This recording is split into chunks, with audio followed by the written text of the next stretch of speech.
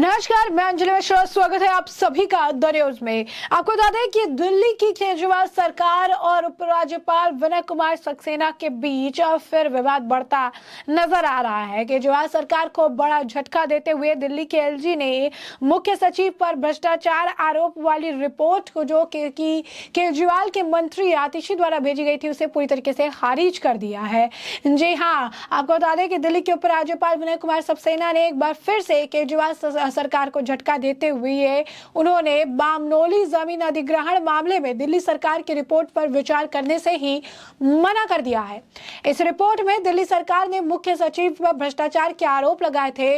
वही मुख्य सचिव जिसने अरविंद केजरीवाल के शीश महल की पोल खोली थी, वही मुख्य सचिव जिसके वजह से अरविंद केजरीवाल के पूरे शीश महल का पर्दा फाश हुआ था।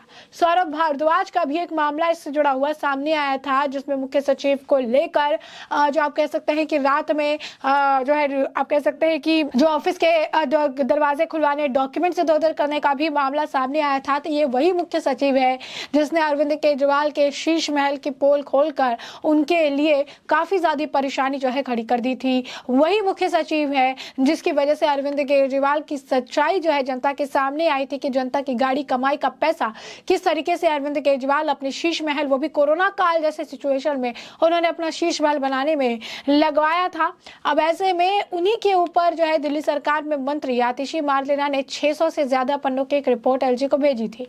उसमें उन्होंने मुख्य सचिव पर भ्रष्टाचार का मामला चलाने का अनुरोध किया था, लेकिन दिल्ली के उपराज्यपाल ने इस रिपोर्ट पर विचार करने से ही इनकार कर दिया है। उपराज्यपाल वीके सक्सेना ने रिपोर्ट को खारिज करते हुए कहा कि यह रिपोर्ट मंत्री की काल्पनिक धारणाओं और पर आधारित है। उन्होंने कहा कि यह रिपोर्ट मौजूदा जांच को नुकसान पहुंचा सकती है। एलजी ने दिल्ली सरकार को भेजी गई फाइल में कहा कि इस रिपोर्ट में निगरानी से जुड़े संवेदनशील मामले हैं और इसे मेरे सचिव के लिफाफे में भेजा गया है, जो पहले से ही पब्लिक डोमेन में है। इस रिपोर्ट की डिजिटल इलेक्ट्रॉनिक कॉपी आसानी से उपलब्ध है और इस पर मीडिया कवरेज भी जारी है। एलजी ने कहा कि इस रिपोर्ट की कुछ बातें मीडिया में लीक हो गई है और ऐसा लग रहा है कि मीडिया ट्रायल शुरू करना है और इस मामले को राजनीतिक मुद्दा बनाना एक लक्ष्य है। एलजी ने यह भी कहा कि इस मामले में सीबीआई पहले से ही जांच कर रही है। उपराज्यपाल विनय कुमार सक्सेना ने अनुरोध किए जाने पर हैरानी भी जताते हुए, क्योंकि रिपोर्ट जो है लीक है, तो उन्होंने ये भी कहा कि वह रिपोर्ट जो संवेदनशील सत्कर्ता मामले से संबंधित है और गोपनीय आवरण में मेरे सचिवालय को भेजी गई है, पहले से ही सार्वजनिक डोमेन में है। एलजी ने कहा कि मौजूदा मामले में जांच के बुनियादी सिद्धांतों का भी पालन नहीं किया गया और सत्कर्ता मंत्री आतिशी ने और मुख्यमंत्री के मामले को सीबीआई और ईडी को भेज दिया, जो स्थापित कानून के अनुसार उनकी क्षमता से परे है। राजभवन के सूत्रों ने यह भी कहा कि केजरीवाल को लिखे अपने पत्र में सक्सेना ने कहा कि उन्हें आतिशी की तरफ से प्रस्तुत और मुख्यमंत्री के तरफ से समर्थित शिकायतों पर शुरुआती रिपोर्ट प्राप्त हुआ है।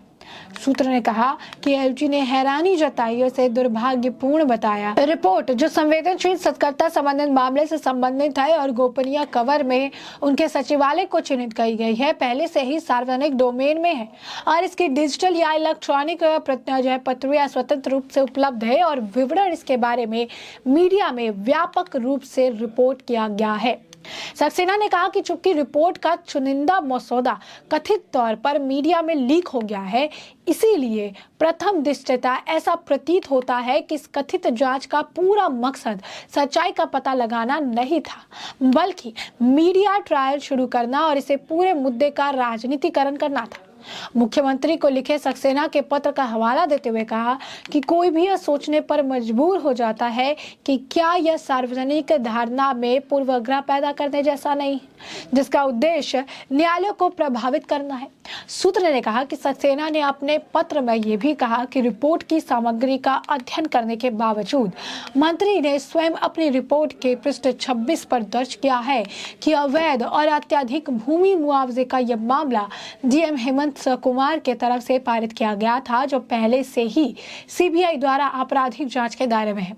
सूत्र ने कहा कि एलजी ने उल्लेख भी किया है और ये रेखांकित करना उचित है कि सीबीआई जांच के, अगर आप कहेंगे सीबीआई जांच के उस प्रस्ताव को मुख्य सचिव नरेश कुमार और मंडलायुक्त अश्विनी कुमार से प्राप्त सिफारिश पर उनके तरफ से अनुमोदित किया गया था। सक्सेना ने यह भी उल्लेख किया है कि यह सब जो है अब तक कानून की एक स्पष्ट और घिसी पिटी स्थिति की संदेह चाहे कितना भी बड़ा हो कानूनी सबूत की जगह नहीं ले सकता और किसी भी आरोप को केवल अनुमानों के आधार पर प्रमाणित नहीं किया जा सकता। सूत्र ने सक्सेना के पत्र का जिक्र करते हुए कहा कि रिपोर्ट में मंत्री का जोर जिला मजिस्ट्रेट, मंडलायुक्त और मुख्य सचिव की कथित मिलीभगत पर है, जिसके परिणाम स्वरूप सरकारी खजाने को नुकसान हुआ है।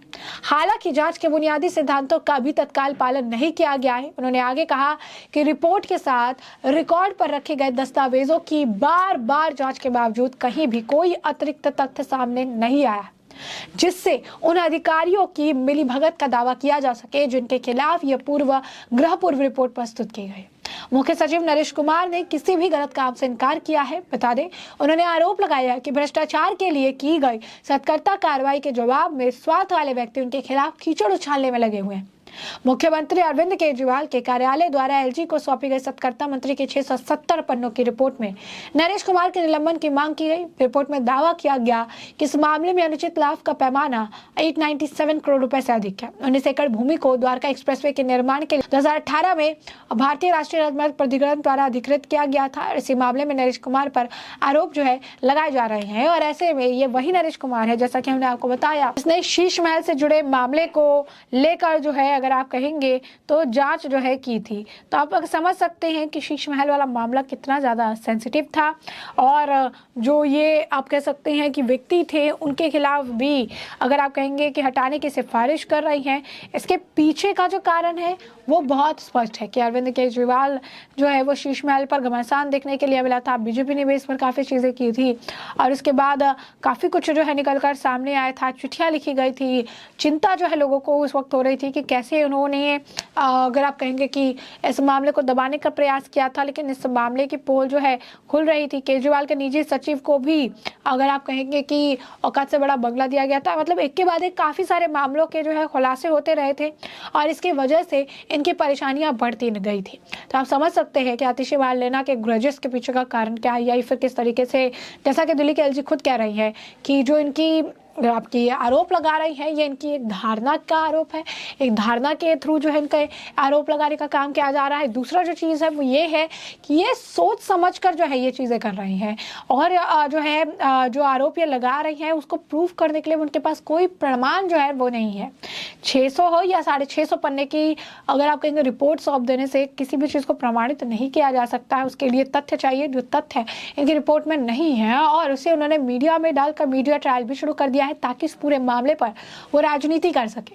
तो ऐसे में हमने आपको जो पूरा मामला है ये बड़े विस्तार से बताया कि पूरा मामला क्या है। इस मामले पर आपकी भी जो राय हो हमें कमेंट सेक्शन में कमेंट करके जरूर साझा करिएगा। धन्यवाद।